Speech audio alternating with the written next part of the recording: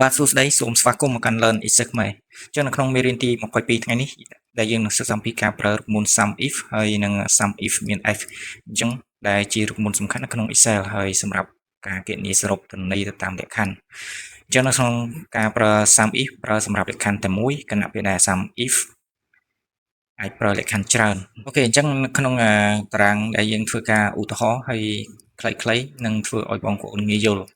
អញ្ចឹង sum if ប្រើដែលយើង sum if ដែលគេហៅថា single condition អញ្ចឹងសរុបតាមលក្ខខណ្ឌតែមួយហើយចំណែក sum if មាន s នោះអញ្ចឹងកាលណាតែមាន s គឺមានន័យថាច្រើនហើយអញ្ចឹង multiple condition អញ្ចឹងថាការប្រើ sum if ហើយនិង sum if មាន s ហ្នឹងយើងប្រើដូចម្ដេចអូខេអញ្ចឹងនៅក្នុងតារាងខាងឆ្វេងដៃនេះដែលយើងធ្វើការទាញយកទិន្នន័យមួយនេះចំណែកតារាងទាំងពីរនេះទី1តទៅនឹងការតារាងទី1តូចនេះដែលយើងធ្វើ sum if single condition ហើយចំណែកខាងស្ដាំដៃនេះយើងនឹងប្រើ sum if ដោយ multiple condition អូខេអញ្ចឹងនៅក្នុងការប្រើ sum if នៅក្នុង single condition គឺងាយៗទេអញ្ចឹងបងប្អូនស្មើមក sum អញ្ចឹងបងប្អូន sum វាងាយសម្រាប់បងប្អូនហើយបើយើងថែម if ទៀតគឺយើងដាក់លក្ខខណ្ឌវាមួយ if អញ្ចឹងកន្លែងនេះបើកវងខ្យល់មក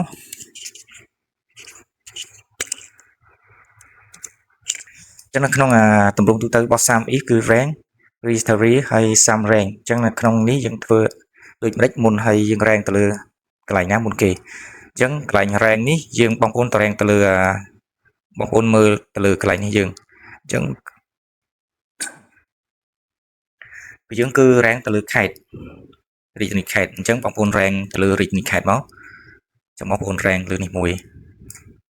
អូខេអញ្ចឹងពេល rank ហើយបងប្អូនត្រូវ log F4 ឲ្យហើយមកកុំឲ្យពេលដែលយើងទាញចូលក្រុមកុំឲ្យរត់ទៅលើការ roll អូខេក្បៀសមួយអញ្ចឹងcriteria នេះបងប្អូន select ទៅលើនេះ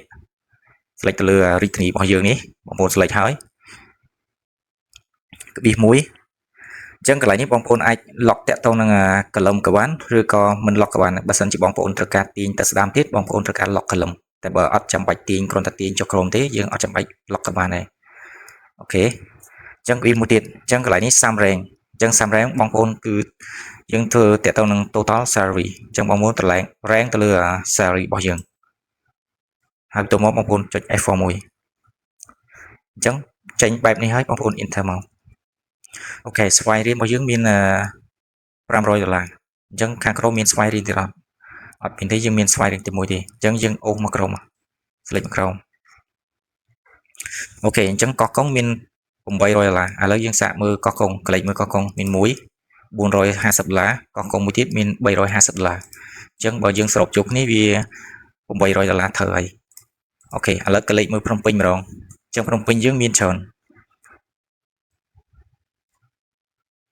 នេះយើងបូកគ្នាទ្រុសមកវារៀងច្រើនអូខេហើយបន្តមកយើងសាំរបស់យើងមកស្មើសាំអញ្ចឹងសាំបងប្អូនអាចនឹងចេះហើយវាងាយសម្រាប់រូបមន្តនេះទេអញ្ចឹង enter មកអញ្ចឹងសរុបទាំងអស់វា$3290អូខេអញ្ចឹងការប្រើរូបមន្ត sum if ដោយលក្ខខណ្ឌតែមួយគឺយើងប្រើបែបនេះហើយបន្ទាប់មកយើងធ្វើការប្រើលក្ខខណ្ឌច្រើនអញ្ចឹងនៅក្នុងតារាងទី2មួយនេះទី1យើងសាំតាក់ទងតែរាជធានីភ្នំពេញទេហើយ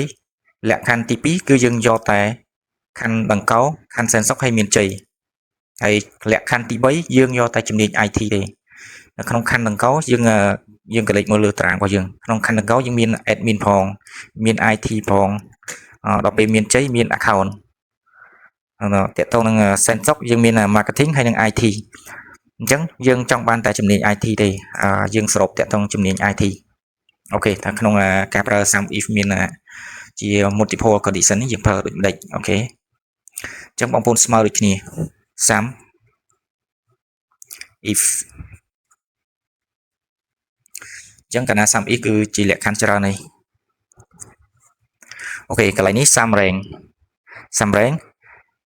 criteria rank 1 criteria rank 2អញ្ចឹងកន្លែងនេះវាខុសតាក់ទងនឹងទី1 ចឹងកន្លែងនេះយើងបងប្អូនត្រូវសាំតាក់ទងនឹងSari របស់យើងមុនគេចឹងទី1មួយ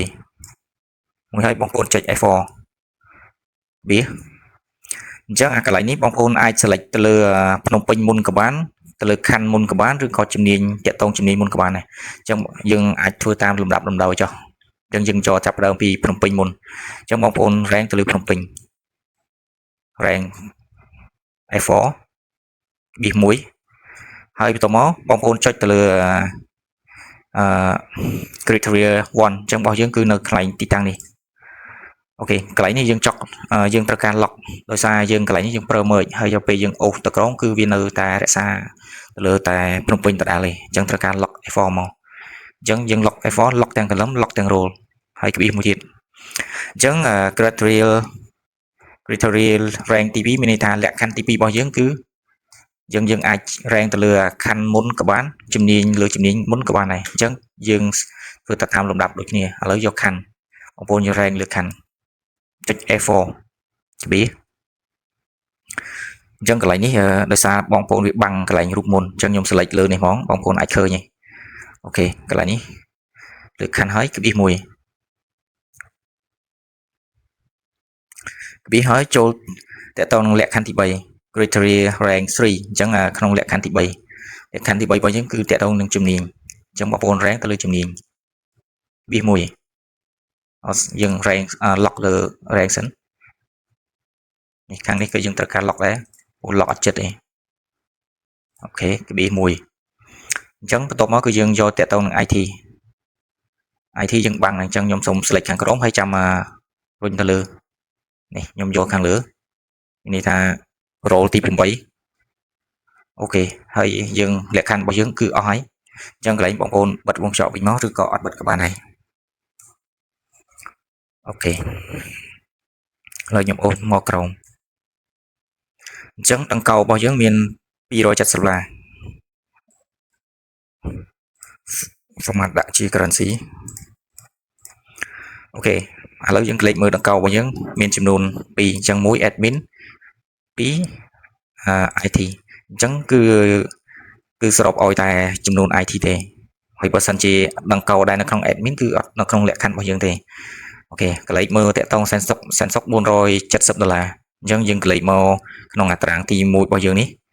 សែនសុករបស់យើងគឺមានតែ IT តែមួយទេអូខេឥឡូវយើងឧទាហរណ៍យើងកន្លែងនេះយើងកែមកតាក់ទង IT អញ្ចឹងកន្លែងតិនន័យកន្លែងនេះក៏បូកសរុបឲ្យយើងបន្ថែមទៀតដែរអញ្ចឹងការប្រើរូបមន្ត sum if គឺយើងប្រើបែបហ្នឹងអូខេហើយចំណែក IT តាក់ទងនឹងខណ្ឌមានជ័យនេះយើងអត់មានទេយើងមានតែ accountant អញ្ចឹង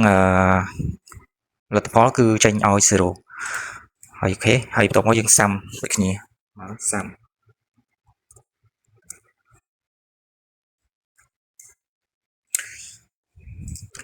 អូខេអញ្ចឹងនៅក្នុងមេរៀនការប្រើ sum if ហើយនឹង sum if ជាលក្ខខណ្ឌច្រើនយើងនៅក្នុងវីដេអូនេះយើងចប់តែប៉ុណ្ណេះហើយជួបគ្នាសម្រាប់មេរៀនបន្ទាប់សូមអរគុណ